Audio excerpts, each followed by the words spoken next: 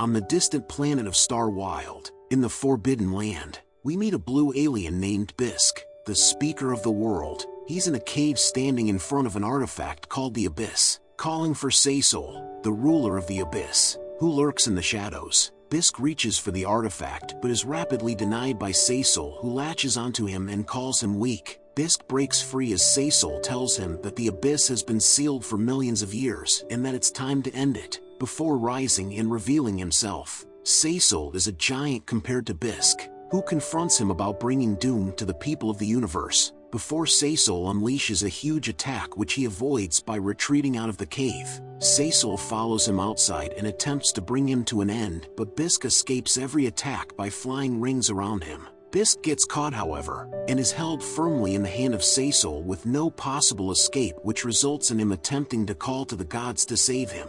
He begins to pray and connects with the gods, who suddenly unleash a wrath of light which defeats Saisol and brings a dramatic end to the fighting. Bisk stands almost lifeless and hears Saisol's voice telling him that the Abyss will never give up and will dominate the world. He responds by telling him that someone will inherit his wish to defeat him, before meeting his death and mysteriously transforming into a dark crystal that leaves the atmosphere. The crystal divides in outer space and goes separate ways, with one of the crystals heading toward planet Earth. 5 years later, a news station is talking about the strike, reporting that scientists have researched the crystal and discovered that its energy capacity allows humans to travel through space much quicker and efficiently. The scientists have also traced the crystal back to Star Wild, and have made arrangements to set up a spaceship base and have the human race relocated on the planet. We then meet Chen, a mechanical engineer who is relaxing as the broadcast plays in the background, which continues to state that the scientists have begun to discover problems with the research. Chen is woken up by an emergency alarm and discovers the black crystal beginning to energize, so he phones his captain in an attempt to resolve the issue. The crystal is energizing rapidly, however, so he decides to hang up the phone and desperately act upon the problem by altering some controls. Chen is too late and the crystal has a huge reaction which knocks him out cold. He wakes up in a hospital bed and is accompanied by his captain, Fang. Fang is delighted to see Chen awakened and tells him about the incident, with the black crystal energizing, since he lays there confused as to what happened. Chen is shocked to find out that he's been asleep for more than 6 months and that his accident has finally gotten the black crystal to work. With a spaceship ready to depart from Earth in a week to venture to Star Wild, he's very eager to be involved in the voyage and attempts to get out of bed, but he's still not fully recovered. Fang tells him that he's been suspended due to his accident and he must rest before Chen reveals and begins to explain that the dark crystal showed him the fight between Bisk and Saisol, which he tries to describe the best possible way he can. Fang has no clue what he's talking about and proceeds to leave, telling him that he needs to rest. Chen gets out of his bed and chases after him.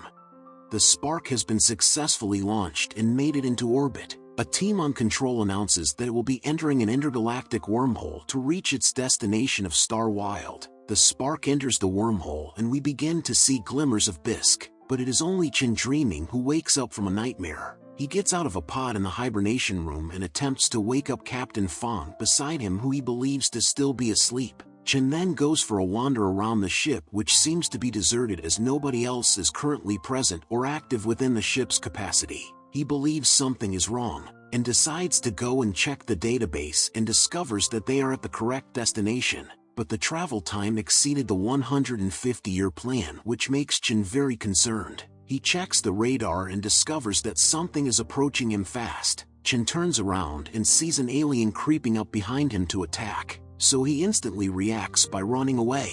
He attempts desperately to escape to safety on board the ship, and after a very close call, he retreats into the hibernation room where he looks around and realizes it's contaminated with some rotten green goo. Chen questions the possibility of the captain being the alien, and proceeds to check on his pod to verify if he's alive, but gets the worst possible outcome as he realizes that he's indeed dead. Chen is horrified and proceeds to check on the other crew members' pods before suddenly an alien rises from one of the pods. The mission has gone horribly wrong and Chen now seems to be the only survivor from the crew. He decides that he must look elsewhere for another survivor, so he times when to open the door that the alien is currently bashing.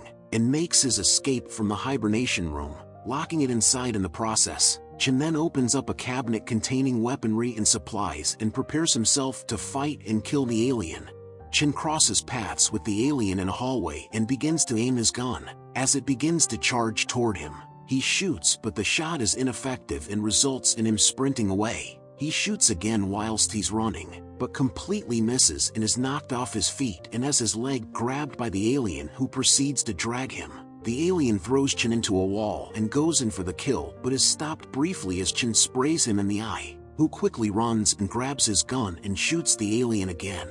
This time the shot is successful and kills the alien. Chen is relieved for a short moment as he believes he's currently safe, but another alien appears and quickly grabs him by the head and pins him against a wall. The end seems likely for Chen, but before the alien can finish him off, the spirit of Bisque infiltrates his body, changing his eyes and altering his DNA. Chen lets off a dramatic cry as a spirit flies through the air towards the ship, breaking the window and going through to Chen, who breaks free and sets off a huge reaction.